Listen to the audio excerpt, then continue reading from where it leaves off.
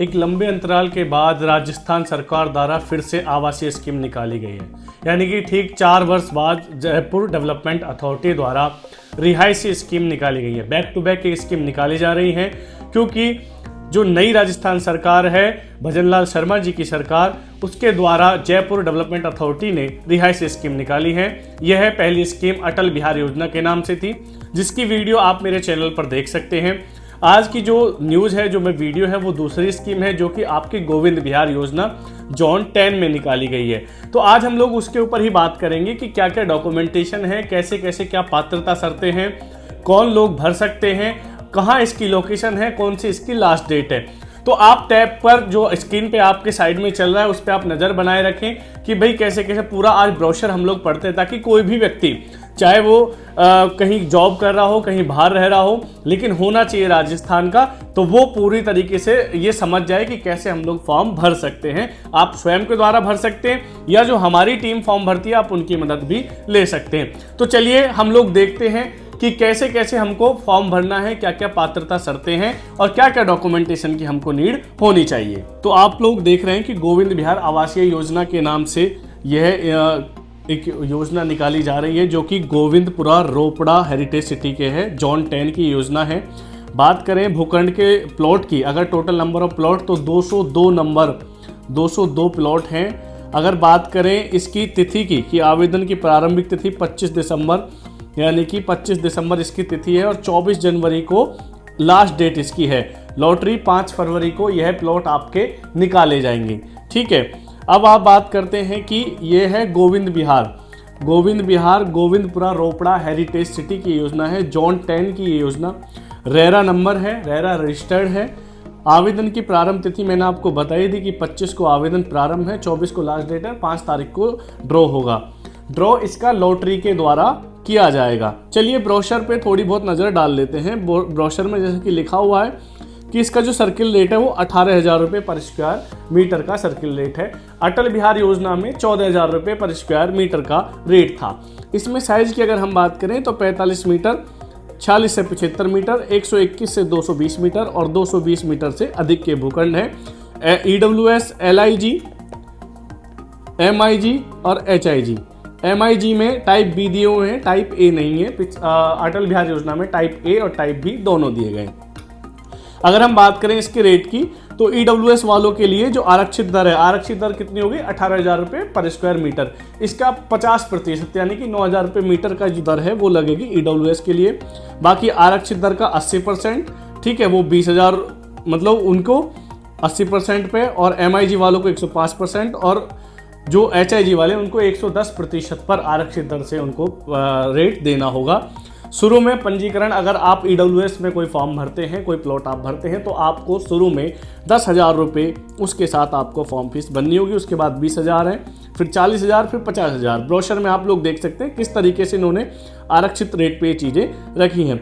बिल्कुल आसान और सरल भाषा में ब्रोशर है, इसमें कुछ भी आपको समझ में नहीं आता है तो आप हमसे पूछ सकते हैं। अगर हम बात करें ब्रोशर की फ़ीस की तो 1,000 रुपये फॉर्म की इसमें फ़ीस रखी गई है, प्लस आपका जो साइज आप भरना चाहते हैं उसके हिसाब से उसका आप इसमें अमाउंट ऐड कर लेना। इतनी फ़ीस आपको स्टार्टिंग में फॉर्म भरते समय आपको देनी है। ठीक है जी, अब हम आगे चलते हैं, कुछ इसमें चीज़ें कर लेते हैं कि भाई कैसे कैसे क्या है आवेदन की प्रक्रिया। आप सभी लोग जानते हैं कि JDA की जो ऑफिशियल वेबसाइट है JDA.rajasthan.gov.in पर जाकर आप लोग इसे कर सकते हैं। आवेदन करने के लिए जो शुल्क है वो आप अपने जो बैंक अकाउंट है, जो IFSC कोड है, उसके द्वारा उनके खाते में ट्रांसफ़र कर सकते हैं, जो भी पेमेंट मेथड है। अब बात करेंगे आवेदन की पात्रता की क्या क्या शर्तें होनी चाहिए। सबसे मस्ट ये आपको ध्यान में रखना है कि क्या क्या पात्रता की शर्तें होनी चाहिए।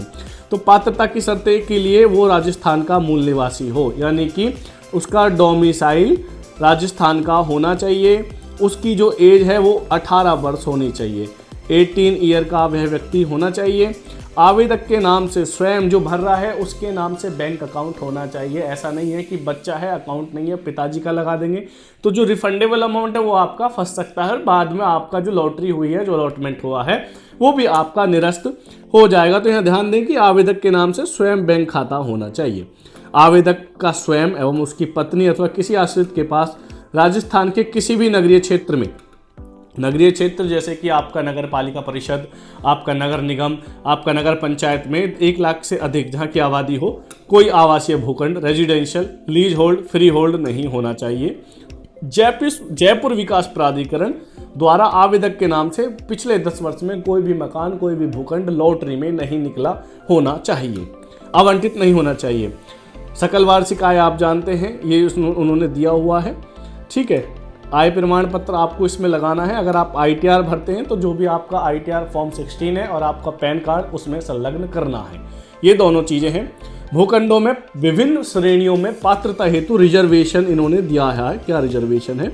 10% रिजर्वेशन केंद्र सरकार के कर्मचारी, CISF, BSF, ITBP, CRPF या अन्य कोई भी केंद्रीय कर्मचारी, दिल्ली पुलिस इत्यादि में जो लगे हुए हैं, जो राजस्थान के निवासी हैं, उनके लिए 10% का इन्होंने आरक्षण दिया गया है। अनुसूचित जनजाति यानी कि ST, शेड्यूल्ड ट्राइब, उनके लिए 6.43%, SC यानी कि शेड्यूल कास्ट, उनके लिए 8.57%।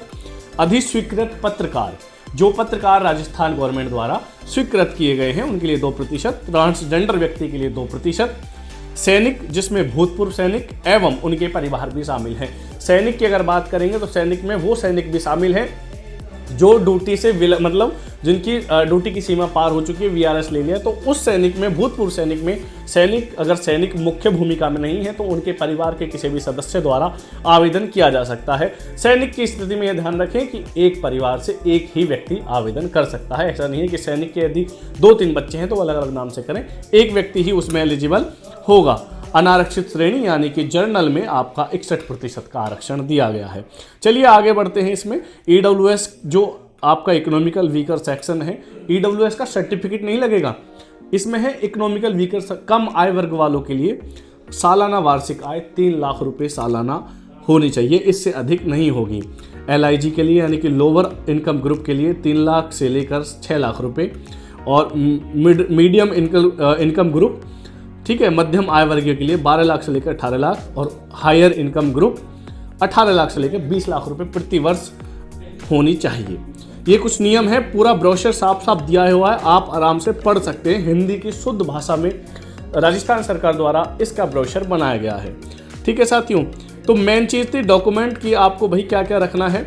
अब आपको बताएं कि जो लोग ये पूछ रहे थे मुझसे कि भैया लॉटरी में हम आवेदन हमारा हो चुका है, मतलब हमने फिलअप कर दिया फॉर्म, के डॉक्यूमेंट कहीं मांगे नहीं। तो डॉक्यूमेंट जब आपके अलॉटमेंट हो जाएगी, जब प्रॉपर अलॉटमेंट आपको हो जाएगी, उस दिन आपको सारे अपने डॉक्यूमेंट, जैसे जितने भी आपको बोला है कि आपका आधार, ठीक है, आपका आधार कार्ड, आपका पैन कार्ड, आपका आय प्रमाण पत्र जिसको हम इनकम सर्टिफिकेट, या आप जो फॉर्म 16 अगर आप ITR भरते हैं प्लस पैन कार्ड इसके साथ लगाना होगा। और अगर पहचान पत्र है तो आपका इसमें वोटर ID चल जाएगा, आधार चल जाएगा, driving licence, passport, Bhamashah card आदि से भी कोई भी मान्य होंगे, ठीक है। ये ध्यान रखें, सबसे मेन पार्ट है कि आपको अलॉट होने के बाद, अगर प्लॉट आपको अलॉटमेंट हो जाती है तो विदिन 20 डेज आपको ये ऑल अबव डॉक्यूमेंट सबमिट कराने होंगे नज़दीकी जो आपके कार्यालय हैं वहाँ पर जाकर, ठीक है। अन्यथा आपकी जो अलॉटमेंट है वो आपको कैंसिल कर देंगे अगर आप जमा नहीं करते हैं। जो भी टोटल आपका अमाउंट बना, जो भी लेफ्ट अमाउंट आपके सर्किल रेट के हिसाब से बना 18,000 के हिसाब से, वो आपको 120 दिन के भीतर जमा कराना है, वरना अगर आपने वो पैसा सबमिट नहीं करते हैं तो आपका प्लॉट कैंसिलेशन हो जाएगा। तो ये कुछ चीज़ें थी अलॉटमेंट को लेकर, ये कुछ डॉक्यूमेंटेशन के लेकर। अगर आपकी कोई भी क्वेरी है, कोई भी आपको नहीं समझ में आती चीज़ें, आप फॉर्म भराना चाहते हैं, आप हमारी टीम से संपर्क कर सकते हैं। स्क्रीन पे हमारा नंबर मेंशन है। वीडियो देखने के लिए आप सभी साथियों का बहुत बहुत धन्यवाद। जय हिंद, जय भारत।